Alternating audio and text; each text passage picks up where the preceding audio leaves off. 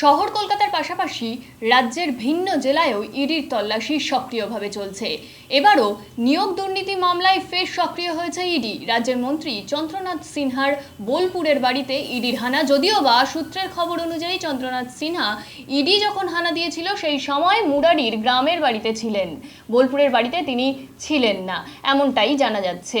আমি খবর পেয়ে যাচ্ছি, গিয়ে বুঝতে পারবো। এখন কি বোলপুরে যাচ্ছেন? আমি বোলপুর যাচ্ছি। আপনাকে কি ডেকেছে? না, আমার কোনো নোটিশও করেনি, ডাকেও নি। আচ্ছা, এবং আমার ছেলের পরীক্ষা আজ থেকে শুরু, MA Part 1। আপনি তো দলের কাজে তো এখন ব্যস্ত। দেখুন, দলের কাজ তো করতেই হবে, দল যখন দায়িত্ব দিয়েছে কাজ দিতেই হবে। এখন দেখি কী ব্যাপারটা জানি। এই নির্বাচনের সময় এরকম একটা ঘটনা, মানে আপনার দেখুন, আমি বলতে পারবো না। তারা এটা কি চক্রান্ত মনে হচ্ছে? আমি এই মুহূর্তে কোনো মন্তব্য না জেনে, না পৌঁছে কোনো মন্তব্য করবো আপনার কি ফোন করেছিল ইডি? না। আমার ছেলে ফোন করেছিল, আচ্ছা, তার মধ্যে ইডির অফিসার বললো আপনি চলে আসুন। আমি যাচ্ছি।